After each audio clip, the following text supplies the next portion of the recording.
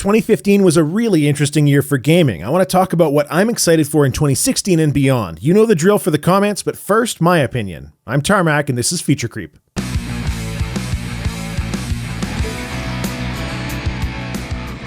I had a very odd criticism recently that just struck me as bizarre, or at least that's how I perceived it. The insinuation was that I forced myself through games like Fallout 4, and that's why I talk unfavorably about them. This couldn't be further from the truth. As I did when I was but a mere child, wide-eyed to the wonders of the world, I look forward to, at the very least, trying nearly every game that I can get my hands on. I'm nowhere near the level of burnout that some reviewers seem to exhibit, so that's why the critique was confusing to me, as though my opinion of a particular game, Fallout 4 in that case being a fun but ultimately disappointing experience, didn't matter and wasn't real. The thing about gaming is that I'm always excited about what's next. I'm the kind of gamer who doesn't exactly have a genre per se. I can enjoy just about any game if it's well done. And that's what this video is, the biggest developments in gaming that are making me giddy. I'm excited for role-playing games. The Witcher 3 was amazing, and knowing that CD Projekt Red is doing a cyberpunk RPG next, called Cyberpunk 2077, obviously presses a few of my buttons. But more than that, I'm excited because the game industry follows success. The DayZ mod showed just how much people like the survival horror genre, and we've had a ton of spin-offs. Now granted, a fair few of those turned out to be junk, but it cannot have escaped notice that CRPGs have the potential to do very well. Kinda hoping to see more of that from other companies also. I'm excited to see what the console manufacturers will bring to the table over the next few years. Being unable to compete on a hardware performance standpoint with PCs means that they need to be even more creative and unique in their game design.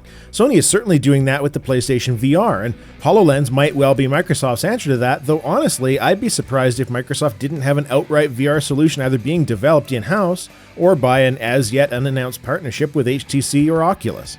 We're going to see the release of the NX over the next year or two, Nintendo's latest iteration in terribly named but possibly fun consoles. But the NX has some of the weirdest patent list items like no optical disc, meaning a possible return to cartridges, an oblong-shaped touchscreen on the controller, and Nintendo's mobile focus going forward. I won't cover their games because that YouTube Nintendo MCN nonsense is utter waste of time, but if there be fun games out in the wild, I'll be playing them. And what about specific games? I'm curious to see if Jonathan Blow can have lightning strike twice when he releases The Witness. Far Cry Primal looks like it could actually shake up the Ubisoft formula, at least a little by dumping people out of their technological comfort zone.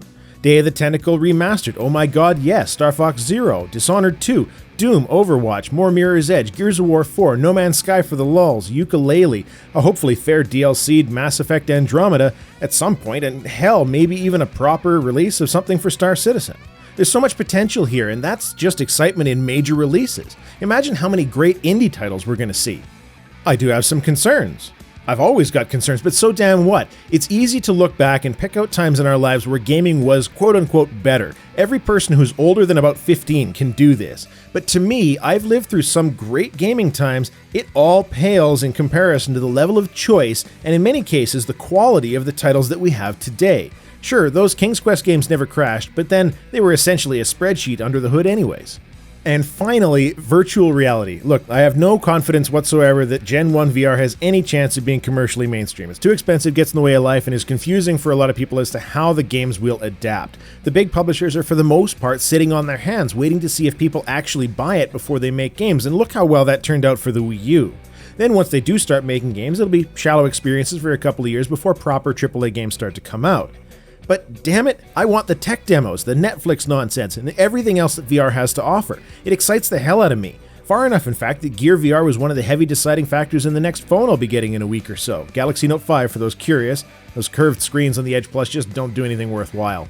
I'm excited and I want to be a part of the whole VR experience. I intend to make that happen. If I may say so, if you haven't watched the Crytek video for The Climb and aren't afraid of heights, go do that to see some of how different the really good VR titles are going to be.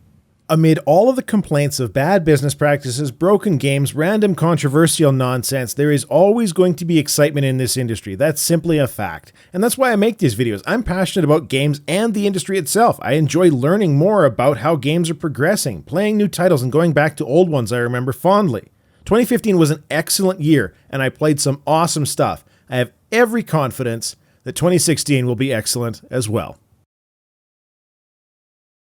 So let's chat about that. What excites you about next year and beyond in video games? Thanks Thanks very much for sticking with the channel thus far. This is the last video 2015 because Christmas is a pretty big deal for me and family. We'll commence operation in the new year, and I look forward to seeing many of you then. For now, Merry Christmas, Happy New Year, and that's all I have to say.